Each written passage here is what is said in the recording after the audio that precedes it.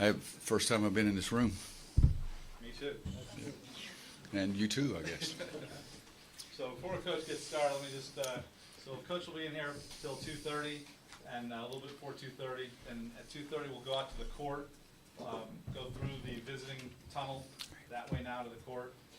We'll do the player interviews with the returning players on the court from 2:30 till 3.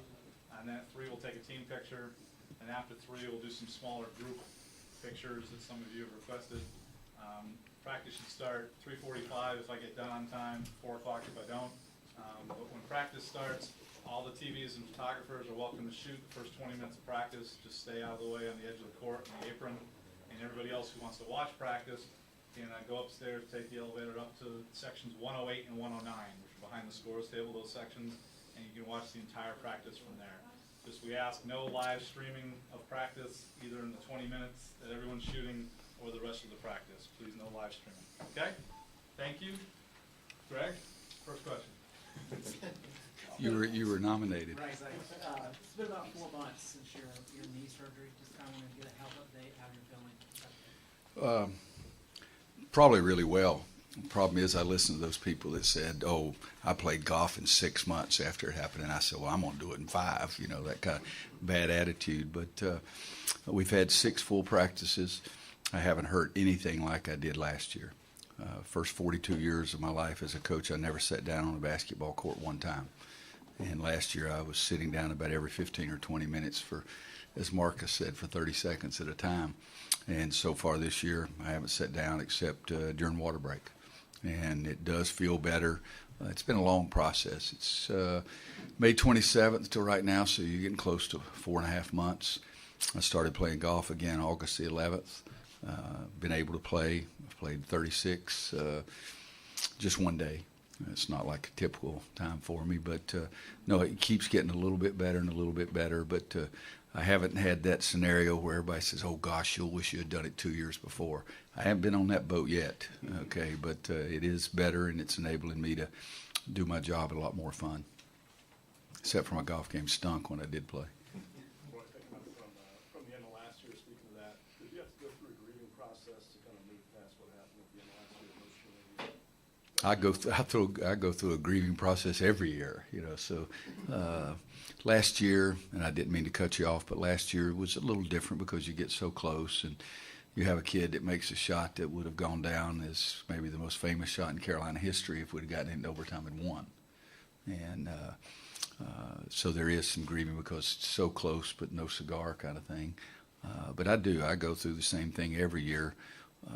It didn't hurt anymore because you also have the satisfaction of 351 teams start playing, and you were one of the last 2 that played. And I know that we win 10 games in a row down the stretch, win the regular season, win the conference tournament, make it to the national championship game. I'm not one of those guys that I saw a guy one time that said we don't play for second place and told how he smashed the second place trophy in front of his team, and I thought how sick that was. So that's never been me. I thought we had a great year, but it's just like somebody pulls your heart out and taunts you by shaking in front of you, but you got to get over it. Does it replay at all? I have no. I have not watched the game. I may never. I did watch the last play because SportsCenter did some special on it, and he came down. He made it about 6 out of 10 times. But I was pleased at that moment and pleased with how we guarded it. And we needed to be a little more involved, all 5 guys. But sometimes you just have to congratulate the other team and say they made a big shot. Have you found yourself replaying segments of the game or moments of the game in your mind? Is it something you have to fight off? No. Nobody hurt like me and those guys in the locker room, but no, I don't spend my life awake at night wishing I'd done this or done that, even after wins or losses, either one. But it hurt, and it hurt us more than anybody ever. But at the same time, you got to go on with your life and realize what you did accomplish, and we reached every one of our goals except one. And that's a pretty good year. Kind of piggybacking off of that, Roy, a lot of the guys on social media, right before the start of practice and everything, kind of showed, like Theo showed a picture from him in the locker room with a towel over his head, kind of like they're embracing the hurt from that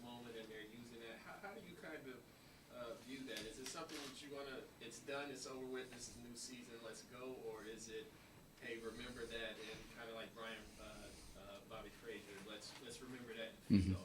No, I think I told them in the locker room, let's use this as fuel to work harder in the off season. Let's use this as fuel to motivate.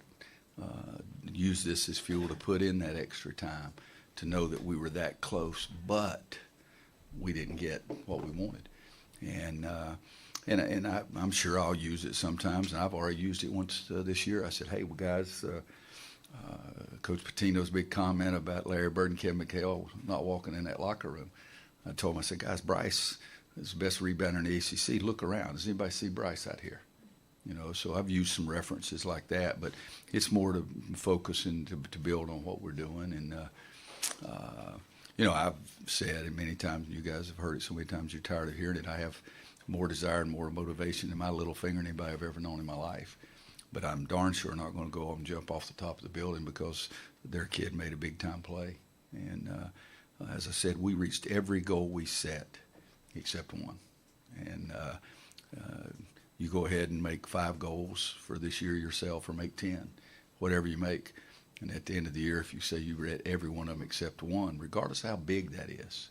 Now, the magnitude of it doesn't make it, you know, yeah, we wanted to beat Temple in the first game. That was one of our goals. But the magnitude of the last one is far, far superior to that. But it was a pretty doggone good year. What do you think might give you that production that Bryce gave you, and that leadership? That's 2 big questions for us right now. Because, as I said, I did talk to him about the rebound in the basketball. The scoring that Bryce gave was really something, 39 in one game, for example. But his rebounding and the block shots perhaps were even more important. And how do you say that something's more important than 39 points in a game? You know, you can't really say that. But Isaiah, Kennedy, they've got to really step up and do some better things. Luke's got to step up. And Tony Bradley's got to give us some of those enthusiastic young moments of where he can produce against big-time teams. And in Marcus, the leadership, it was really unique because he was, for 4 years, you could make statements about whether he was our best player or second best player all 4 years. And so to be able to do it by example, but everybody trusted Marcus so much. I made reference one game where somebody sort of scolded him during a timeout. And he said, okay, he said, my mistake. He didn't say my bad because he knows how I hate that. But he said, I should have done better. And then I look at it on tape, and it was completely wrong. But he handled it well. If it had been me, somebody told me something like that, and I knew that I hadn't screwed it up that they had, I'd have gone back at them. And 90% of the people on my team would have. And so I used that as an example to everybody else because one of his teammates said something, and it was completely wrong. And but he handled it gracefully, and everybody had so much respect for him. All right, so how do you get that respect is being able to handle tough situations, be able to go 1 for 22 or whatever it was in that bad stretch, and to be able to step back and still have the confidence of everybody on our team. And if you erase that, was that close, wasn't it, 1 for 22 or something crazy? Something like that. And you erase that, and he was probably a 40% three-point shooter all year. But he just kept having the confidence it was going to go in, and they fed off of that. And his toughness of being willing to make the last shot, his toughness of not playing very well at Duke, but being able to go to the free throw line and make the 2 free throws at the end that iced the game. You know, that's something that has to be earned. I think Nate, Isaiah, and Kennedy have done a nice job of leading us so far. But the good thing about it is they have 3 guys right behind that group that have those leadership qualities too, and Theo and Justin and Joel, and particularly Joel because the play that the way he performed last year. With Marcus and Bryce, have you found yourself missing even little things about them? Obviously, you're going to miss the big shots and all that, but just little day-to-day things. Oh, yes. I mean, I missed everything about him. I mean, even Bryson, I stayed on his case probably harder than anybody I've ever coached. But on game nights, the sucker played. I mean, you think about it, the most points scored in any ACC game last year was 39. That was Bryce. Most rebounds was 23. That was Bryce. Most block shot was 8. That was Bryce. You know, if you don't miss that, you know, I'm saying that I'm not laying awake at night worrying about that last game, and I'm not. But I do miss those guys a great deal because when I walked out on the court and saw those two guys out there, I felt better immediately because they had proven that they could play. And as the course of the season went on last year, I even felt even better because of the way Bryce was doing it on game nights. Roy, in college basketball these days, teams don't usually get to the championship game and return a whole nucleus of juniors and seniors the way you do. How far ahead of the game does that put you, having that many returning guys that know how to do things, that know you, and as opposed to having to start over from scratch with a whole new roster like a lot of teams do? Well, we've been going for about 10 minutes. I haven't made a golf reference yet, so you guys know it's overdue. But, 30 years ago, the United States Ryder Cup team, when they lost Arnold and Jack, that wasn't just two guys. Bryce and Marcus is not just two bodies for us. They were our two best players, the best defender, the best outside scorer, the best inside scorer, the best rebounder, the guy that dominated things inside around the rim on a defensive end. Those other guys, as I've said many times and will be saying for many times, they've really got to step up because it's not just 2 out of 2 out of 8. It's your two best. And markedly, you could say maybe the two best in every part of the game. And so it's not just a numbers game. When Tiger and Phil were the best, if all of a sudden they weren't available for the Ryder Cup, that would have been a big loss for the team. So those 6 guys who almost all, I'm sure all of them, were in the games at crunch time. So I think that's really going to help them. But now they've got to step up there when the defense is aimed at them. And you guys have heard me say that before, but my high school coach sits close to the Louisville bench. And 2 years ago, Rick has kept yelling, number 5, number 5, number 5. And everybody had to know where number 5 was. And that was a game he ended up making a layup to win the game. But nobody was yelling, watch Theo. Nobody was yelling, watch Kennedy. Nobody was yelling anything like that. So that's a huge difference in basketball. I've regressing some, but I've said many times to my close friends, Brad Daugherty will never be classified as one of the 5 best players to ever play here. But he had to be one of the 5 most productive because every game before the other team left the locker room, we got to do a great job on Daugherty.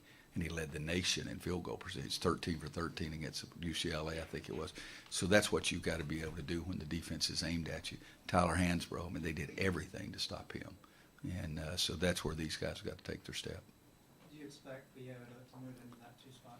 Have no idea. I'm being very honest. I've switched it around every day in practice between Kenny, Theo. Today I think I've got Joel, or maybe it's yesterday I had Joel playing there with 7th. I've switched it around every day, and I really never make those kind of decisions. And I think most times you guys have asked me the day before a game, and I'm still wondering if something's going to happen at practice that day. But the most experienced guys would put Theo as one of those 5, I would imagine, anyway, on the perimeter. The players you were just talking about, when that team has to look for a certain guy, you have a few guys that might be close to that. Do you think that Joel last year, late in the season, particularly ACC tournament, was he not the MVP of the ACC? Yeah, ACC tournament. So, but the coaches would say something. But I guarantee if anybody had run off Marcus Pace to guard Joel, the coach would have been ticked. I was coaching one time, and the other coach came down to the bench, said, Roy, I promise you I told him not to leave him.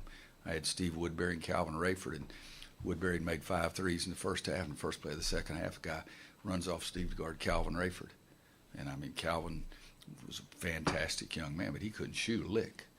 And the guy running, Joey Meyer goes, I promise you, I told him not to run off Woodbury. Nobody left Marcus Page to go guard Joel last year. I know it's early, but how have the freshmen adjusted so far? I think okay. It remains to be seen. Everybody's got a great attitude the first week. 351 teams, everybody's all in the first week. And how do you handle adversity? How do you handle mistakes? How do you handle the little aches and pains? The adversity they're going to handle because how difficult it is. Because freshmen, they were all, king of the castle, and they're not now. But they've really had a good attitude and really done some nice things.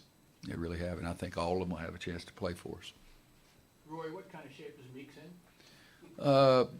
Good, not great.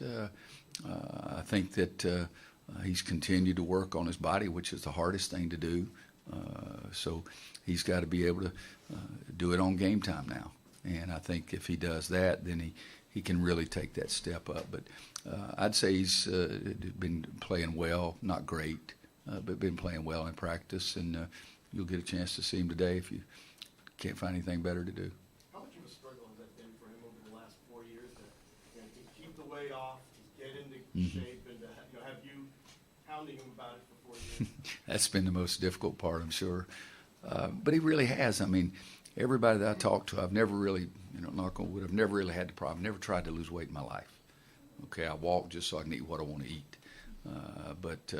And I am back up to answer your question. I'm doing about 2.5 miles now. I'm not back up to 5 or 6 like I've done in the past. But losing the weight is the most difficult thing. Now, remembering that you've lost it and be more explosive, be more aggressive, and be more focused is the part that's been a struggle for him.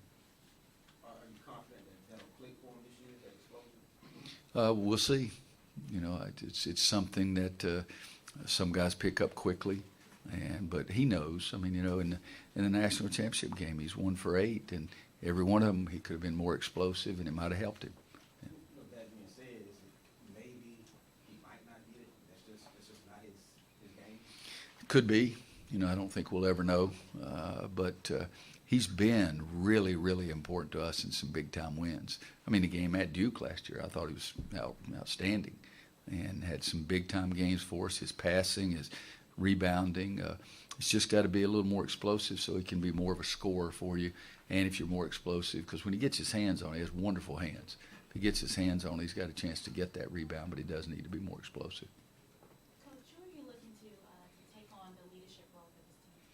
As I said a few minutes ago, the 3 seniors have done a nice job, but those 3 juniors are good role models too, and everybody listens to what they say.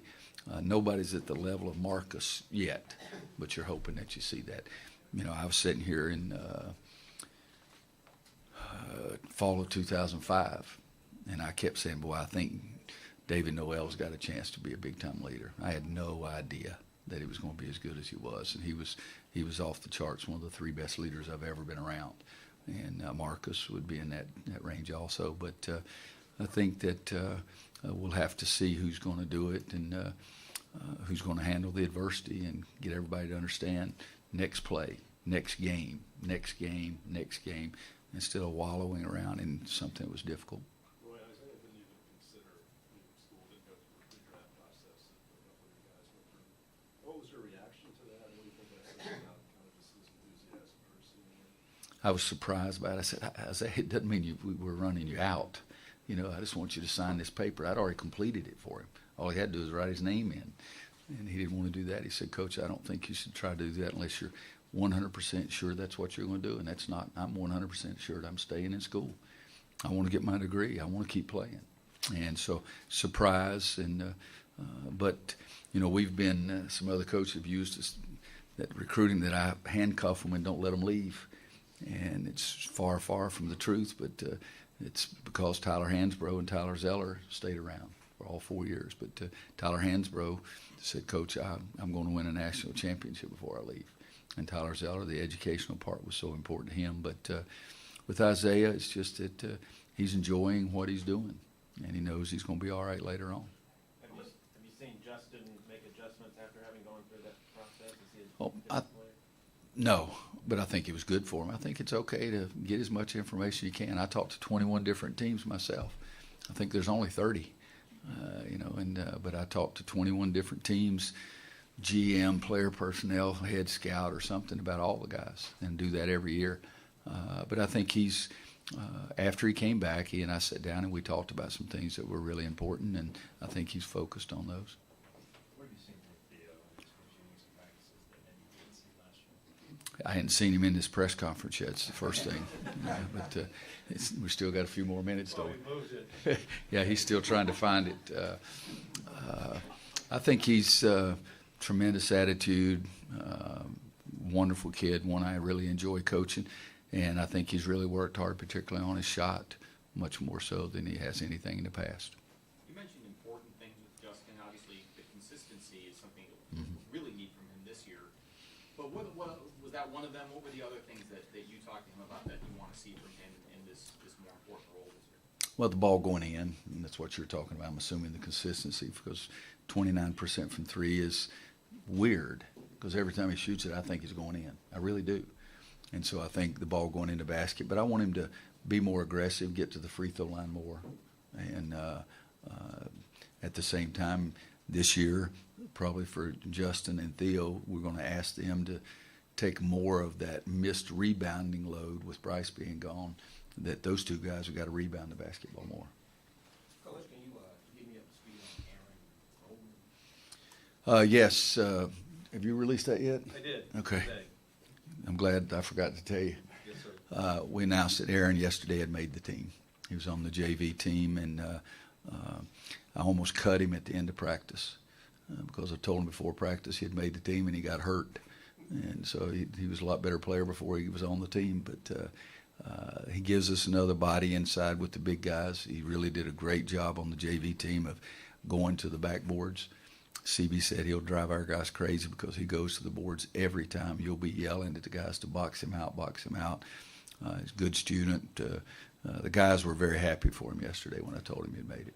Roy, with Isaiah, foul trouble, something we've talked about a lot for years. Mm-hmm. What's the key component to making the shift where it's not such an issue for him? Well, I'm hoping that he is going to make the shift. I've talked to him more often about being the second guy that jumps. You know, don't jump first because that's a pump fake. Now you get in foul trouble. Be the second guy that jumps. And big guys, I've probably emphasized to him more than this group, more than any group ever, is big guys should never make any fouls below their waist. You know, don't just get silly fouls. And then on the offensive end, don't make silly, illegal screen fouls or anything like that. But, I mean, I wanted him to play more minutes than he did last year. But I wanted him at the end of the game really something because he could block a shot, he could take a charge, he could do some of those things. And this year I'd like him in the game at the start and the end. Where do you see this team as maybe being more balanced offensively since there's no kind of clear-cut scoring leader coming in? Keep thinking I'm going to sneeze, but maybe we'll fight it off. You know, we were pretty balanced last year, except the focus had to be Bryce and Marcus. You know, Joel was in double figures. Kennedy was close to double figures. Isaiah was close to double figures. Theo could score it sometimes, but I think Joel and Justin will probably take the load early, or Isaiah, you know, because we'll give him plenty of chances. But I hope we have 6 or 7 guys that average around double figures too. Your 2 national title teams, you had junior point guards who really grew a lot from sophomore and junior years. Where do you see Joel in that process of growing from the sophomore year to his junior year? And is he kind of at that level or close to that level this decade? You know, it's hard to compare those guys because Raymond really did some significant changes in his shot. You can go back and look. His sophomore year, the first year with me, he's 29, 30% from three, and the next year, like 45, because he changed his shot. Ty, it wasn't really much because he was really a big-time player as a sophomore, and just we were so focused on Tyler Hansbrough that all of a sudden Danny's better and Wayne's better and Ty's better, then the scoring was split so much. And Ty was such an effective weapon even on the defensive end of the floor. I think he still holds the record for most steals in the finals. So he changed his game a little bit as well. I think Joel's just got to keep doing what he's doing right now. And he's been more aggressive offensively, which I want him to because he shoots the ball so well. And I think that's where you'll see him. I don't know how many threes he shot last year, but wasn't he our leading three-point shooter percentage-wise? Yes. Yeah, I think so. And so I still want him to do that again, too. Put a little pressure on Steve. I don't want him to feel comfortable over there. You mentioned the freshmen and some balanced scoring. How do you see, what can we expect out of these freshmen in terms of their performance on the court? How much can they produce? It's hard to say after just 6 practices. I think at Tony's probably got more of the feeling from everybody else that he's going to be able to help us more. You know, we're a little thin. We only have 4 big guys, period. And so there's some time there that's going to be available to someone. We'll probably go small a little more often this year than we did last year. But I think Tony's probably shown the more ability. 7th was banged up all summer and wasn't able to do too much. Brandon Robinson's been shooting the ball pretty well. So if I had to answer your question, I would say Tony, but I probably dodged it after that because I don't know. But given the kind of protests that have gone around in pro and college, what is your approach in terms of, talking to players about expressing themselves, but also, I guess, keeping it within the team, Mhm. not making it any difference? No, I keep thinking I'm going to sneeze like crazy, but we did talk about it, did talk to them, brought them in like the day after Kaepernick's first stance. I don't mind telling you, I try to be straightforward every time I can, and when he did it, at first it made me very angry. The guy's making $19 million. What do you have to say against our country? And then he explained himself more. I listened better. He wasn't saying this was a bad country. He said we got not just one particular problem, but one particular problem he was taking a stance on, and I think he's correct. So I told that to the team, and told them, come on, tell me what you're thinking, feeling. Got any questions about it? And then after what happened to Charlotte, I had two guys come up to me and ask me my opinion on that. I think we have a very significant problem throughout our entire country, and a lot of different things when I'm watching on people debating on TV for sure. But then I told them, I said, tell me. I said, the only thing I want you to do is I'll be with you. I may disagree, but I'll be with you, but don't surprise me. I was very pleased at the first game after that. All of my guys stood together in the end zone and did it together.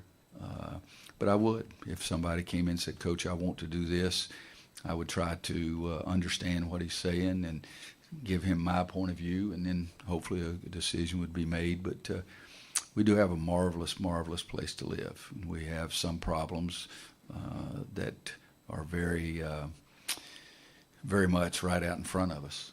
And so I've softened my stance a great deal on Kaepernick, especially after he talked to the Navy SEAL and what the Navy SEAL said about him and that kind of thing. So I'm about as patriotic as anybody can possibly be, but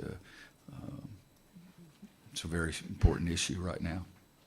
Time for one more? Roy, this is kind of looking ahead, but the ACC decided this summer to move to 20 conference games in 2019, 2020. Just curious your opinion on that and how that would potentially change your non-conference schedule. We'll get one more after this. I want to end on this one.